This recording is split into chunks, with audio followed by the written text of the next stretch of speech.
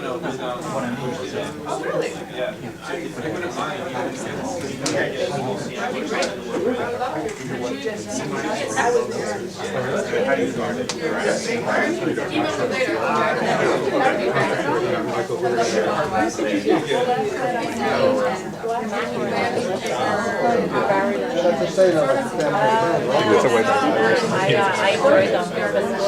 My husband, he doesn't speak too much Spanish, but he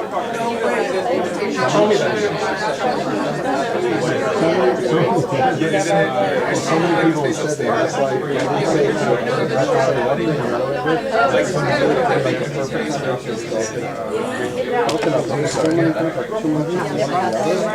You know what? We're actually in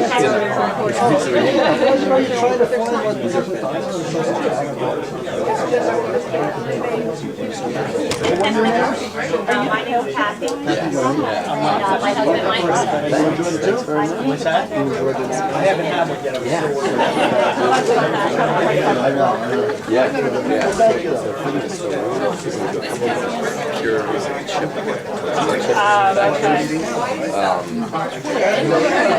If we come across any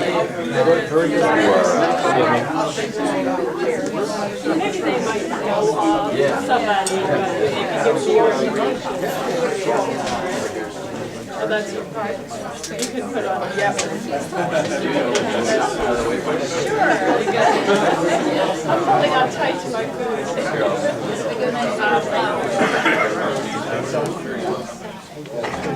Yeah, I love the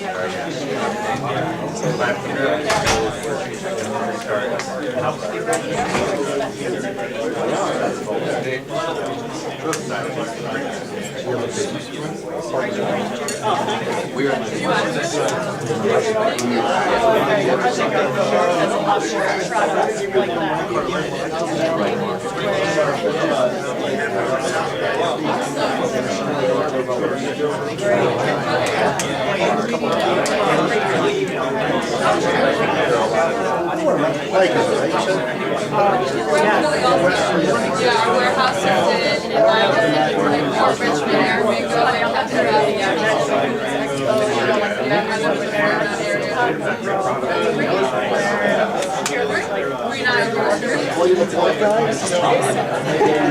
We're good. Okay, I have a trivia question. I'm giving away like a colleague, the Sopranos family cookbook. And the question is, why is Taylor ham called pork roll? Does anybody know the answer? Why is Taylor ham called pork roll? Where did the name pork roll come from? Everyone knows what pork roll is, right? No. No. Okay, well that'll be part of the question. That'll be part of the answer. Does anybody know it? No. Why? What is the reason and the history behind the name pork roll? Too hard of a question. Everyone drawing a blank? All right. I'll ask another question, and I'll give you the answer in this one. What is the number 2 seafood species that New Jersey leads the country in terms of revenue? Scallops. No, scallops. All right. Anyone know what the first state is? Take a North guess. Carolina. Maine? North Carolina. I'll give a little bit of coffee, bag of coffee. Massachusetts. Maine? North Carolina. Massachusetts. Who said Massachusetts? Uh-oh. Pass it back. See if it works. You toss it? I don't want to toss it. You can throw it. So In Massachusetts. the back, in the back. New Jersey is second only to Massachusetts. Scallops. And the reason Taylor ham is called pork roll is because after 1906 publication of The Jungle, the Pure Food and Drug Act rated this product, said it did not qualify as ham for various reasons. So the owners of the brand said, all right, well, we'll just call it pork roll. We're not going to change it. People love it. And we hope that they've updated their manufacturing so it's not the same as 1906, but the name stuck, and it's now become its own brand, and that's why it's called pork roll. It's not rolled, doesn't have anything to do with the way it's served or the way it's made. So anyway, the importance of branding. I'd like to introduce Michael Dubois, the Managing Director of the Rutgers Food Innovation Center. He's going to speak for a few minutes. Thank you very much. I know we're pushing for time here, so I want to just take a few minutes to say a couple of words about Natali, who was just up here, and let you know what kind of brilliant guy he is. He came here a little more than a year ago to look for some help in product development, food safety, and in manufacturing to commercialize his meatballs and sauce. Fantastic products. In his web commerce site, he has other stuff too. He's got sauces, he's got comfort food, and all kinds of stuff like that. And I don't know, he's probably pretty shy, so he probably didn't tell you that he is a superhero, like a self-declared superhero. Yeah. And he has a restaurant called Il Capriccio, located in Whippany, that is really one of the best, most acclaimed Italian restaurants in this whole area. So if you get a chance to go up there, you really should do that. I'd like to introduce Ruben Canada, who is the CEO of Canada Enterprises and the creator of a product called Jinja, which don't call it a beverage, it's much more than that, it's an elixir. And Ruben and I were talking a couple of months ago about the best-selling beverages in the world. And we were talking about the paradoxes that those beverages had, and I wrote them down, so I'm going to have to use my notes here for a second. And the paradoxes, there are three main paradoxes that are common to cola, beer, gin and tonics, coffee, tea, and most of the other beverages that dominate the beverage world.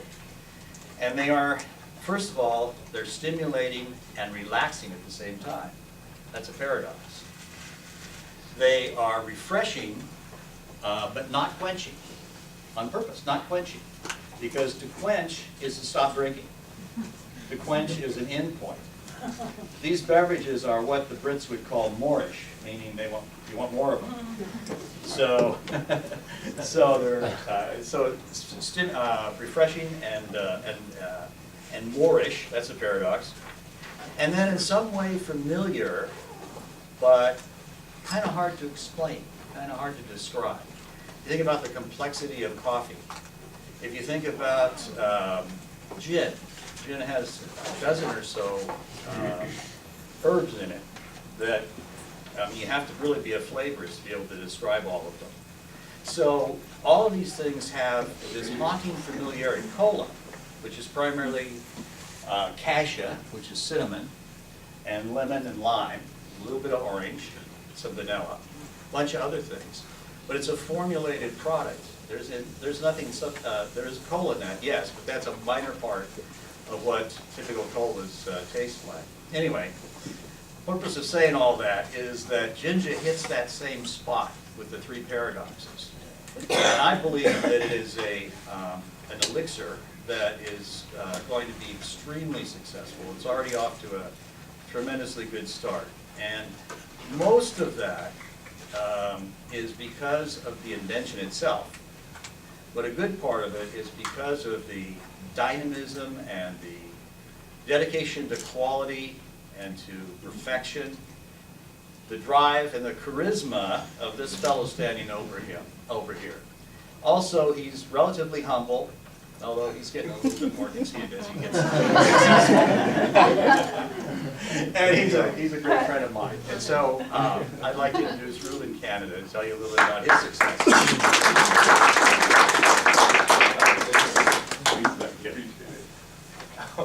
Well, thank you very much, Michael. That was probably the best introduction I've had yet. You know, and thank you. I'm flattered. I'm trying to figure out who this guy is you're talking about. Well, everybody, I'm the creator of Jinja, and I wanted to tell you about how this started. And also, I know that today is about one of the focal points is about the media and the press. So we'll get to that later on too. So. I was a patent attorney before I created Jinja, and it's funny how the story evolves over time, because you know there's never any one beginning, but you can always find a beginning of when things started. But I think the most relevant beginning for the creation of Ginger was I wasn't really terribly satisfied with what I was doing, and this wasn't like my first career. I think I was on like my 5th career by the time I became a patent attorney. I was always looking for that adventure, you know, that thing that, I don't know, I think I grew up reading the wrong stories because I thought you were supposed to, you know, become this person that you liked. But all I found was, after I became a patent attorney, is I made more money, but it didn't have that transformative journey, you know, that adventure, that, you know, the good and the bad and the risks and everything else. So instead of going to find another job, I decided to start paying attention to the things I like doing. So I like creative projects. That's the part that, you know, when you get excited about something and you think of all the different ways you can do this thing, whatever it is, and it gets you out of the bed, or it keeps you up, or keeps you away from your normal, I'd call them habitual distractions that we define as, you know, the fun that we need as a release from work. That's what it ended up becoming, and started out with, I wanted to make a drink. And if I was going to make a drink, what was this drink going to be like? It was going to be awesome. It was going to be something that I would want to drink. I would be able to drink it warm and cold, and it would have this spiciness so that it wasn't just some gulping down. Because eventually, what I found was everything in the cold case I would eventually get tired of. You know, you're like, ooh, new flavor. But there's more to engaging your senses than flavor. Like, that's a two-dimensional picture right there, but you need some texture. Like, the reason they put carbonation is because it adds some sort of dimension. Same thing with spice. Same thing with green tea. Same thing with sour stuff. It's a sensation, it's not so much flavor. So I started playing around. I started off with fresh ginger and lemon and mint. And this mint had this refreshing, and it's all fresh ingredients, and I'm just having fun, enjoying it by myself, and then my friends find it, and then they drink up everything I make, and I can only make a gallon at a time, and it took like 6 hours to make it from the time I started to the time it was nice and ice cold. So after maybe 5 or 6 times of going over to somebody's house for some sort of a get-together and having some drunk drive me home at midnight to get some more ginger for everybody to taste, I was like, you know, maybe I should take this a little bit more seriously. And that's one thing that's one of those lessons that I did learn along the way is, you know, there's a voice in your head that it's the grounding, reasoning side that says, don't take yourself too seriously, but don't keep that voice in the forefront, because it'll never let you out to be or to manifest what you secretly hope is possible. And it's that first step on the journey of getting past that and saying, maybe I will take this seriously. Maybe I'll take it seriously, and maybe if everyone laughs at me, maybe that won't be so bad. Maybe, you know, like those stand-up comedians who are like, this is what failure looks like, it's not so bad, I can do this again tomorrow. And that's when you get to step 2, which is, there's never any first try that's the final try. It's, you know, I started making ginger in July of 2009. It wasn't until November that I actually lifted the glass up to the light and had that moment where I was like, I think I created the perfect beverage, and like the angels started singing. So it was like a 5-month process, and I mean, I had the basic concept, and it was like, there's something missing, and it's like that rough loop if you're making music, and you're like, something is, and it drives you crazy for a little while, but, you know, failure is when you walk away from something. That's it. This is America. It's not like somebody is actually saying you cannot do this thing. You cannot do this thing that's going to express yourself. But when I finally got that, that's when I got excited and, okay, I've got it, but it still doesn't have a name, it doesn't have packaging. And that's when I started to get interesting, because I started to make different choices, you know, such as the stuff that I was choosing to do with my time. You know, you can actually tell if you take a good hard look, what you do with your time is what you care about, because Friday night I was at home looking for bottles, figuring out exactly what the packaging was going to be, trying to figure out a name. It took me 3 months to come up with the name for Ginger. And when I found it, it was how most creative projects actually come to a conclusion.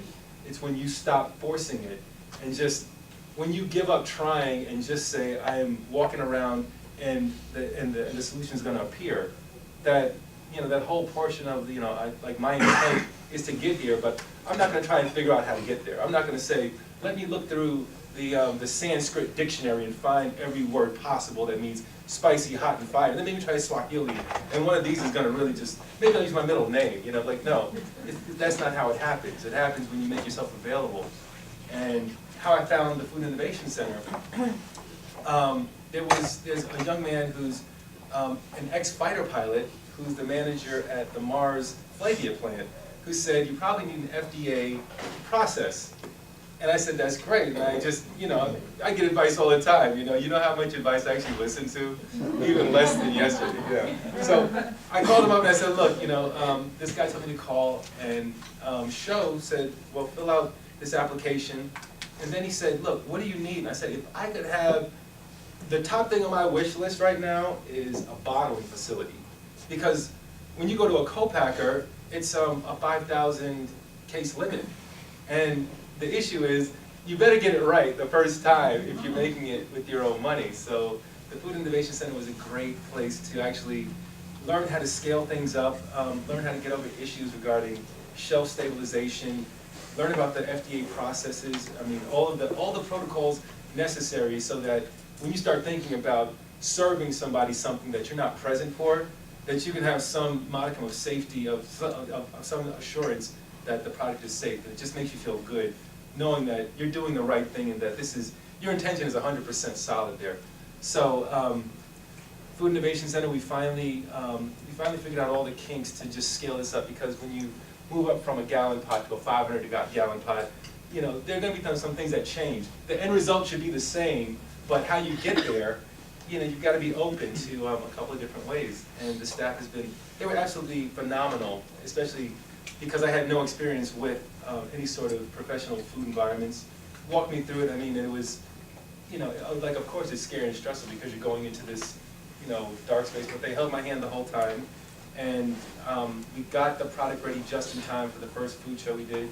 We sold like 300 bottles in 4 hours, and I was like, I'm a success, I'm the next Coca-Cola, you know? And then you come home and you're like, but I still have 100 cases to sell, and I don't know where to sell it. So, you know, you hit the streets and you actually start to get feedback, and the stores, there are plenty of store owners or specialty food shops that they're very familiar with the process, and most of them are really, really encouraging and supportive and give you good feedback and, you know, want to give your product a shot.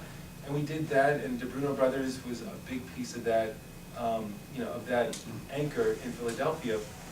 We eventually got to Whole Foods, and it was through the efforts of the Food Innovation Center, which I thought it was like one of those things, like, you want to get to Whole Foods if you're making a food product, right? Like, if you're going to do something that's a special product, that's where you want to be.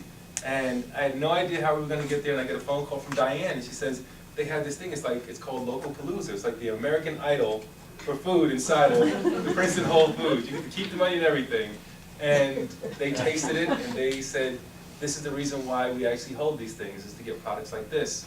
And that was the first Whole Foods that we went into in November of 2011. So once again, I'm like, I'm Coca-Cola, I just made it, right? And that's when I started to learn about promotions and sales. And just because you get into one Whole Foods that's not the end of the story. Like, you have a vendor's license, like a hunting license. You have to go to each one of the Whole Foods you want to be in.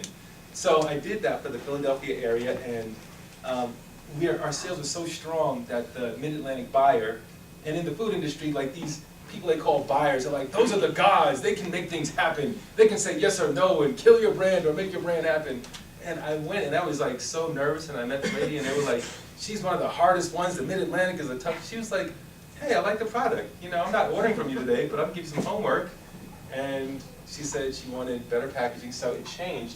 This was one of the original versions of the packaging. And she said, I want the packaging to tell me what's in here, and I want a smaller bottle for the cold case. And the minute you do that, we'll put it in the stores. We'll do it, we have cycles to keep everything orderly, and we'll take it off cycle. So that's when I went home and I said, all right, to do all of that, I need some money, and I'm out of money, so what am I going to do? And I went to my colleagues. They had an entrepreneurship conference, and one of the speakers there, I actually called the college and said, I don't know why you guys don't have me speaking. I've been making ginger for 2 years. I'm a local entrepreneur.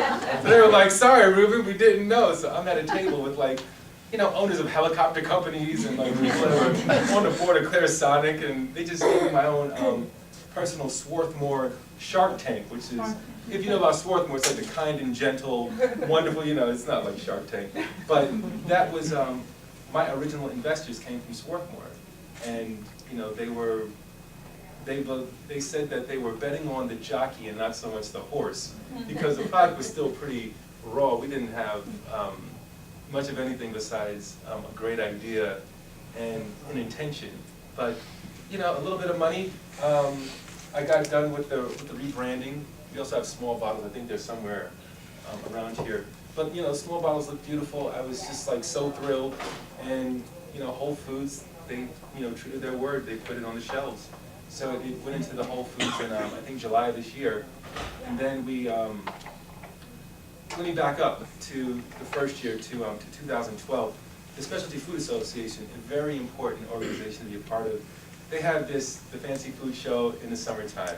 And if you're part of the organization, you got a product, you can enter to have your product reviewed for, outstanding, like the Oscars, this is how the whole process goes. And the first year, I did it, and I was like, they sent the feedback, and the feedback, it's out of 5. 0 to 5 is the rating. We got like 2.5s on presentation, taste, and price. And they actually gave some people were like it, some people were like, we'd like it more spicy, maybe you can take the price down, and we only had the big bottle, so it was all the stuff like, yeah, I know if I had some more money, I would do that, right? But then the next year, I was like, well, let me just do this again, let's take another roll of the dice. And I stepped up to the plate, and I remember I was going to my corner store, and I got an email, and the email, it said something like, because you get a newsletter every week, or practically every day from them with information. And then I started reading, it says, congratulations, you're a finalist. And I was like, I'm Coca-Cola. So I was really excited. And it was about this time that I met Erica Collins. In the back, you can say hi. So Erica is just phenomenal. Her experience with the press and with the media and how to negotiate and to take what you're doing. And it's very important that, especially now, to raise awareness. And I told her what was going on. And she was like, well, the first thing you have to do is get a press release, drafted up and get ready, because they're going to be there, and you've got to figure out, exactly how to present this and to position it to make sure that people are truly receptive of, exactly the magnitude of what you're doing here. And in her hands, we made sure that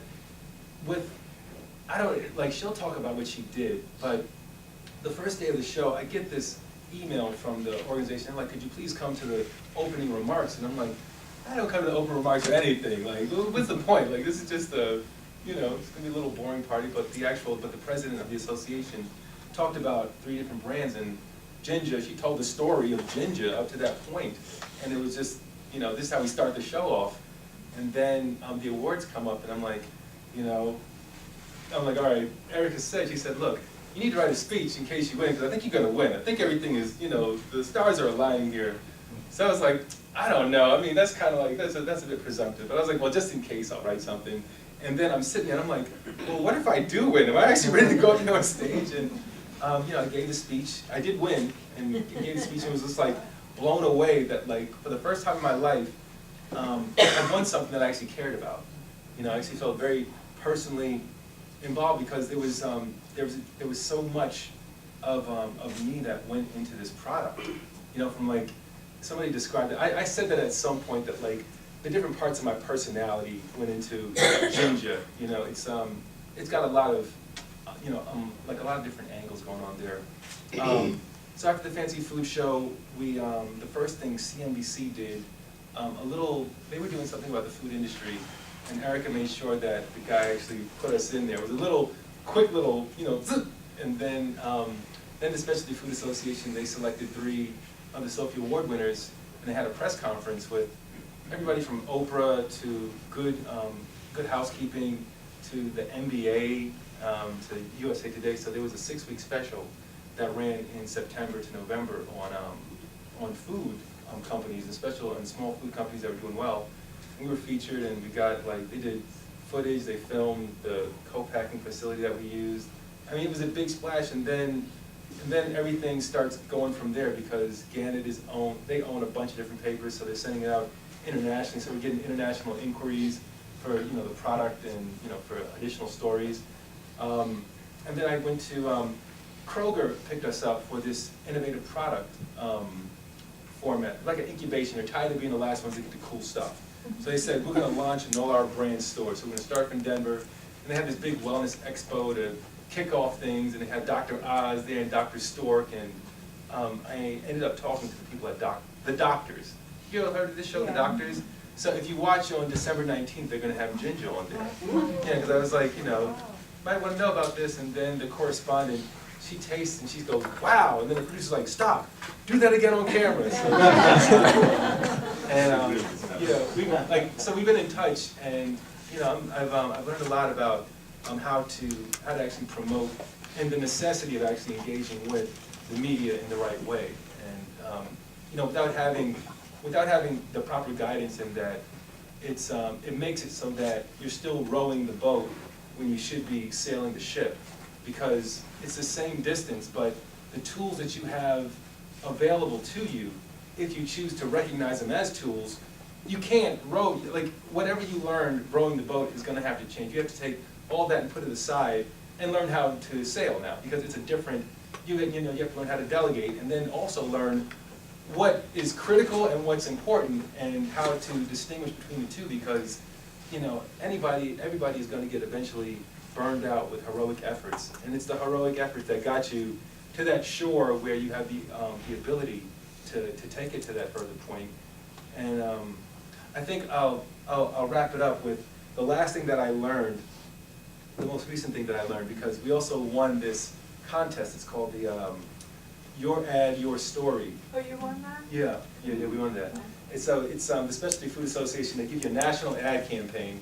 Basically, you become the spokesperson for the Specialty Food Association. So you get like a poster the size of this room at the next fancy food show, and they make videos and they put you in their promotional information and talk about your product. So I just got back from San Francisco. They did the shoot last week, and you know, it's a growing company. And one of the things I never really appreciated about when they say it's a growing company is you're always like right at the edge of like doom. You know, always. And it's like, yeah, things are going fantastic. Like there was like one of the judges for the Specialty Food Award. He was the owner of Gourmet Garage, which is a big competitor of Whole Foods in New York. They want the product. Whole Foods is like, you missed the cycle. I say, well, fine, your competitor's going to have it. He's like, what? So all of a sudden they're fast tracking it.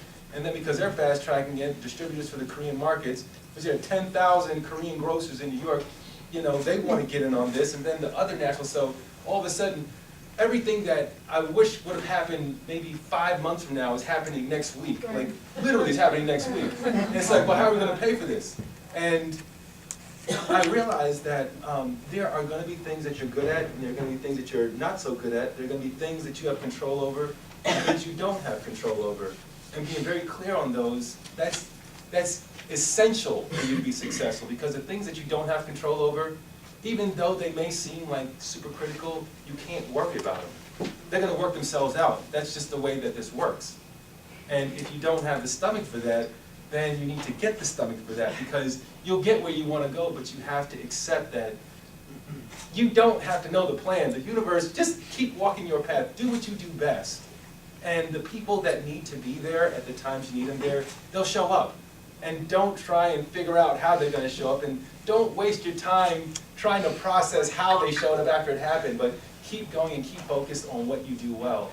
And when I did that, I was like, all of a sudden this has gotten a lot easier. It's not so heavy anymore.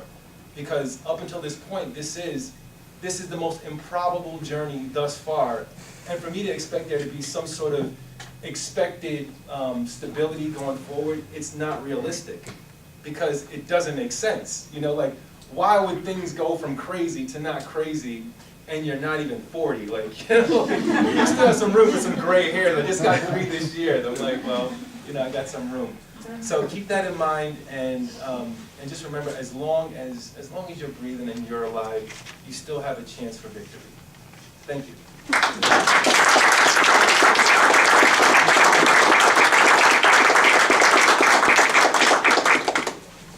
Are there questions, or did I just talk over? Yeah, we have time for a couple questions. Can you just explain in a little more detail what the award is? Oh, yeah. So if you think of the Oscars, it's the food equivalent of the Oscars. Sophie Awards. It's called the Specialty Outstanding Food Innovation. So that's what SOFI stands for. And they have judges from the industry, such as, I think, distributors, store owners, and chefs. Like, who was the chef? This Marcus Samuelson. It was so interesting. So he's the host, and he's on stage, and he's like, I'm on stage, and he's like, hey, can you get this into my restaurant up in Harlem? And I was like, yeah, of course. So you can actually find ginger in the Red Rooster in Harlem. That was the first place you could find it. Yeah, oh, that's fine. Thanks. Who was your competition, and have you found that there's like more competition as you get more successful, and you know, how you're handling all of that? So beverages are interesting. So for outstanding beverage, which is, you know, a beverage, there was a company out of Britain called Fever Tree. They they like make a great carbonated line of ginger beers and tonic waters and stuff like that. So it was them. There was a Bloody Mary mix, and I think there was one other. I can't. There were 65 entries this year that we were selected from. But when it comes to ginger, it's actually, this is actually what I consider innovative, in the sense that right now you see a polarization if you look at a cold case, and it's either it's good for you or it tastes good. And the stuff that's good for you, you have no expectation that it's going to taste good. And the stuff that's bad for you, like all you're looking for, people don't even look to see how much sugar or whatever else is in there. But challenging what we've considered to be like the standard marketing, which is people are not that bright, and either it's going to be good for you or bad. You know, they can't accept that something is not either or. You know, that like black and white. You know, sometimes you don't have to compromise, and you know that's where we win at, and that's where the industry people that are excited about this feel that this is such an exciting product, because you're not marketing anymore about functionality, because functionality, anything you're drinking right now that says it's good for you, in 5 years it will be bad for you. And that has been the consistent truth for the past 15 years, because everybody's got to get paid, even the medical researchers. And the medical researchers who are saying it's good for you now, there's a bunch of PhDs who are coming up right now that need to write their own books. And it's got to be, yeah, so, but when you actually think about when you stop listening to what somebody's telling you is good for you and start listening to your body, and there are a lot of people doing that now, and I think that the Vitamix movement, because I find that people that say, I make something just like this at home. I'm like, you got a Vitamix, don't you? And they're like, yeah. They're like, but this tastes better. I'm like, I know. I meant it that way. But it always, you know, eventually you stop. You get exhausted, because when something is telling you that it's doing this and doing that, it's preventing cancer, or it's, you know, making you better, or it's helping you with your arthritis or whatever. But all that you can base that on is what it's saying instead of what you're feeling. You know, you start figuring out stuff yourself, and that's. I think that responsibility, we're getting that back into our society, which is exciting. I know you got your investors from your college conference, but do you give guidelines or suggestions of where to go to investors? There's a place. Well, I'd say it's been my experience. Like you're about 2 or 3 steps away. If you don't know anybody with a lot of disposable income that is interested in investing in it. There's usually like you're 2 or 3 steps away, like you know someone who knows someone. But what I found is investors like to know that you've got skin in the game, that this isn't some sort of you know, I could walk away from this and, you know, this is like a little hobby of mine, that if it doesn't work out, it doesn't work out. Right. So, you know, them knowing that, you know, I left a law practice and took all my money out of my 401k and savings and just, yeah. And the way that I rationalized it was, you know, I've been broke before, like, you know, at least I give myself a shot here.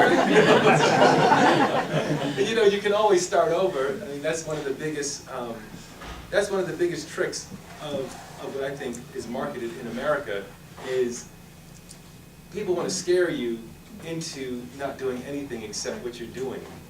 Because, God forbid, right? Like, could you imagine working at 60? Like, oh my gosh! And like, now you see, most of the 60-year-olds I know, they're like the one thing that kills people is retirement. Like, what are you gonna do all day? Like this, I'm 36 and TV is boring. Like, and we got like 1,000 channels now. So there's no reason not to, and especially in this time that we're living in, where it seems like we have so much capacity in this country that it's not like it's, you know, I have to be a farmer because the nation needs me to feed it. It's like we have, I mean, people are making special stuff, and I think that it's when we actually embrace that special thing that we do really well, that little knack. If you've got like 500 people in the world that love it, it's like the lights go a little bit brighter when, you know, these sort of things exist. And when we kind of talk ourselves out of it, it's like, you know, it just gets dimmed and turned down a little bit. You know, things are less rich, and, you know, it's not as much of a fun place to live. Like, we're not living up to the promise of our society where it's going. You know, we should have a lot of room for diversity of options. You know, special stuff that's not just utility, but, you know, you got a relationship with the products. Like they say, people with iPhones, when they hook up the brain things, they get the same sort of signals that when they see a newborn baby. And I'm like, there's a lot of stuff in my life like that. Like, you know, there's certain pair of jeans that I wear that's just like, you just love these things, and they're just yours, and they fit in your lifestyle. And it doesn't have to be one size fits all. And I always say, like, without us having the ability or that latitude to make these special products, the world starts to look like government cheese. You know? It'll feed you, but it's not, you know, like, can we do better, you know? Yeah, and that's where I think that where, you know, we all have an artistic expression that we need. You know, it's not, there's no point in not doing it, you know, and we have every reason to. And the one reason that I am very happy that I did this is I don't ever want to be in a situation where I'm giving somebody some sort of an encouraging talk, and it's not an authentic talk, because you can't say, you can do whatever you want, and they say, oh yeah, well then, what did you do? You know, like, that's an empty statement, and that's one thing. I mean, I'm not a parent yet, but as I think about that, that's the legacy and the heritage that I want to give my children, which is, you know, you're hearing it from the horse's mouth, you know, you can make it work. So you don't have to go become a lawyer or an engineer or anything else that seems like a safe, already trodden path. Like, there's room here for you. Yeah, great story. And when was that point when you were looking for investors? In your mind, before reaching out, of a percentage of equity you were willing to give up? Or is there equity stake in the investment? And then the other question is, when was that sensation where you said, yeah, I'm going for this. I'm going to give up the law firm. And after, you know, so many of your friends and family said they like it, or you got some people said no. And what was that point when you said, yeah, this is worth trying?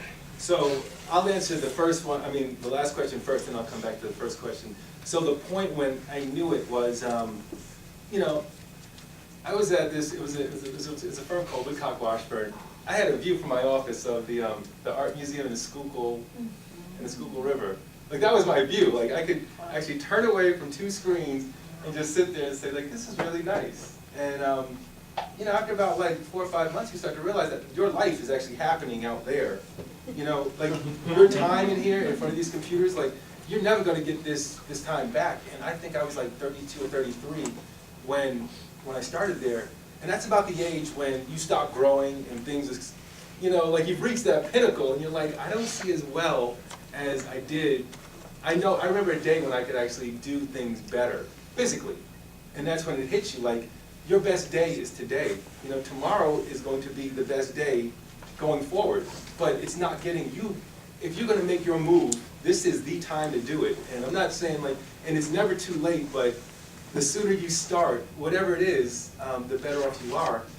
And when I didn't believe when I first did it. I mean, I kept it, it was like my little secret. I wouldn't even give myself the opportunity to really even dare to dream that there could be something that people would pay for that I made in my kitchen. Like, that's not possible. That's not, I mean, how I think of money and, you know, earning a wage is like getting a check for like doing some service for a bigger thing that I'm totally disconnected from the whole thing. Like, this is too, you know, it's almost taking yourself too seriously. Like, you know, who could imagine? But enough of my friends were like, this is really good. And, you know, the one thing that you have to be careful of, though, is like listening to your friends, because, you know, but what I would do is I would send out little sample bottles to people. And I think the point that point that you're talking about, there was a Korean grocer on the corner from where I lived, and he said, this is very powerful. One of the managers gave him a bottle, because she was like, can you make me some for a party? I'll pay for it. And I was like, I gotta pay. I make this in my kitchen. Like, what? So he's like, it's very powerful.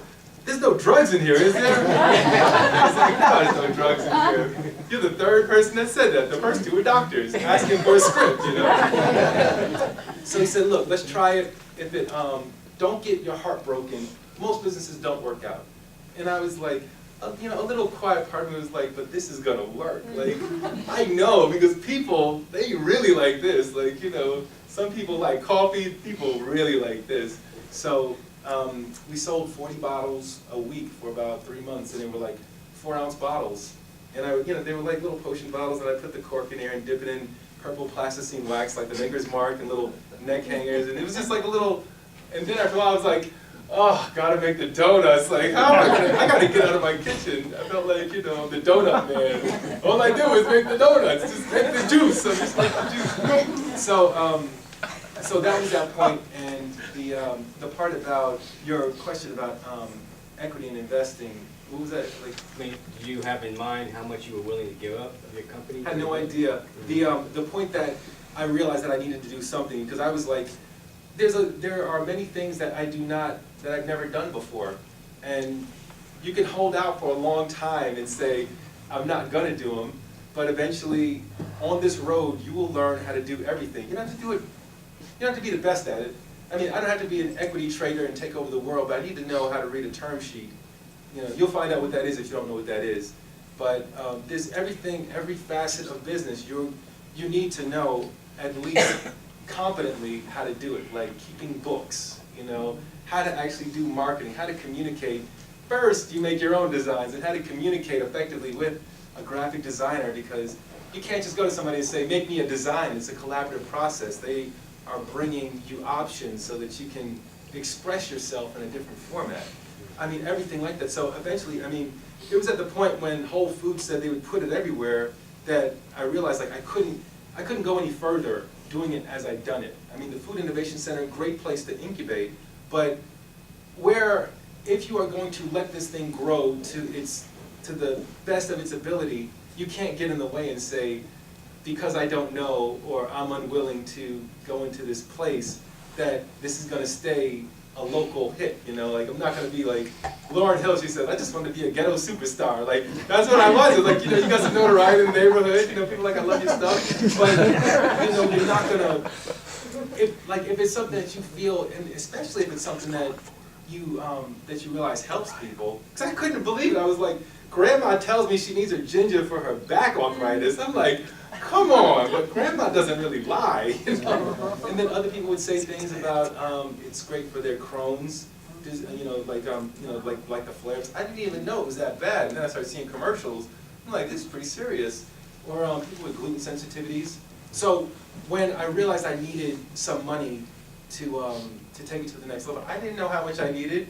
I mean, you know, and like the first people that give you money are gonna, if they're sophisticated investors, they'll know that you don't know. You're like, yeah, $100,000 ought to do it. And they're like, you're right, okay, sure. Why don't you go and figure out this plan? So one of the alumni from my school was like a broker, and he just basically, I put everything on the back burner for the summer of 2012, and basically just spent the summer building a model and saying, okay, this many stores in the Mid-Atlantic, and I could sell this many in each store per month.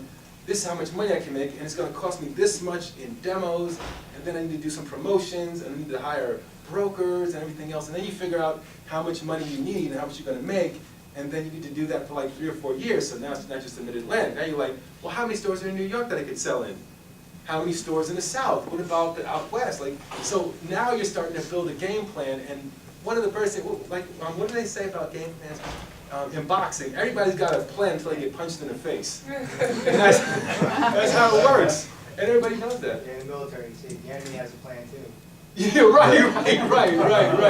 Yeah, so the minute that you hit the stores and you get some real life experience, that's when you go back and you refine your plan. But what people want to see is that you actually thought this through, at least some of the issues, so that you're not in the game making the plan. You're calling audibles, but you actually thought about, like, well, what if this doesn't work? How are we going to do this? Or how much is it realistically going to cost to, and eventually you start to get some real information, like going to conferences for, you know, your specific product or your, you know, your channel or whatever, and you start finding people that have already done similar stuff.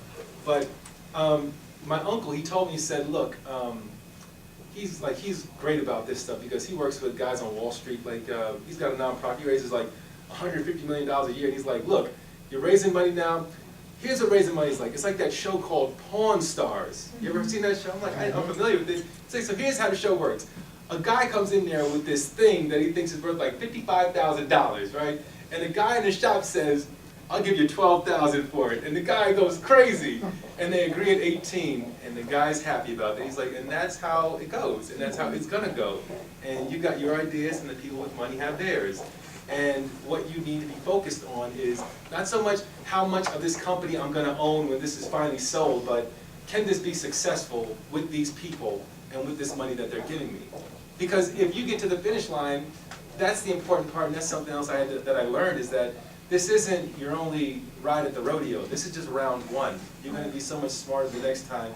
And along the way, you're going to figure out stuff that you want to do that is just as exciting. But having a good foundation and also having a reputation of being able to not only get the deal done, but do it in an efficient manner, like that's what you want when you get to that stage, because, you know, people with money, they want their money to be working. They don't want to sit there arguing with you over, like, you know, a couple of percentage here or there. Just, you know, get the deal done and get something that the public wants. Okay, Ruben, that was awesome. Thanks. Thank you. Yeah.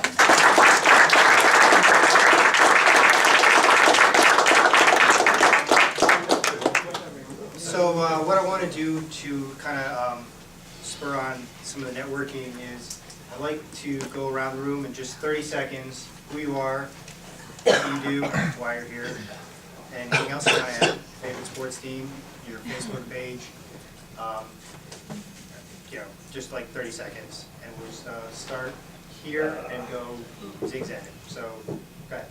Hi, Amy Zeidelman. I come from Philadelphia. Sisters and I started Soom Foods. We sell tahini or tahina sesame butter restaurants, working on retail for 2014. Awesome. You, sir? Hi, my name is Dan. I'm the founder of Wicked Pepper, LLC. Currently in product development, making shelf-stable salsa, organic, locally sourced. Hi, how you doing? My name is Herman Rivas. We have an alternative peanut butter, make white cannellini beans. Hi, my name is Alexander Rubian. I own Iva Naturals. We manufacture vegan cookies and also gluten-free variety of that. We use only premium ingredients, 100% real chocolate. It's also soy-free. Okay. I'm Romina Jimenez, and I'm a sales associate for Iva Naturals. Tina Bologna. I recently launched a school fundraising business called Just Jersey, and the mission of my company is to have schools fundraise with products that are made locally by small independent businesses in New Jersey. A little bit different. Barbara Sharon, I work on full cookies, and I do business of making people happy, and my gluten-free cookies are yummy for everybody. And, My name is Lily Martin. I'm from Glen Ridge, New Jersey. I make a candy that's like an almond brittle with saffron. It's all natural, and butter, and I'm trying to bring it to, first I'm trying to go to farmers markets and then see about getting into stores. My name is Rebecca Ursil. I've been in the beverage industry for 10 years over product development and analytical sciences. And I'm here to learn some tools to branch out and make something that I can be proud of instead of working for someone else. My name is Dave Francis. I've been in the beverage industry for about 13 years now. I've specialized in quality for about 7 of those years. I am a food and beverage ingredient specialist. I specialize in determining what the quality factors are for ingredients and how to get the best ingredients. And my purpose is to help out startups to get the ingredient quality they need. I'm Michael Brown. Been in the fresh produce industry for about 20 years. I've worked internationally in about 12 countries. And I'd like to just say right now that we are in the second green revolution. There's incredible innovation happening on a global scale like never before. Investors are putting serious money behind food because as 2050, we're going to have 9 billion people. And so you're all in a great opportunity.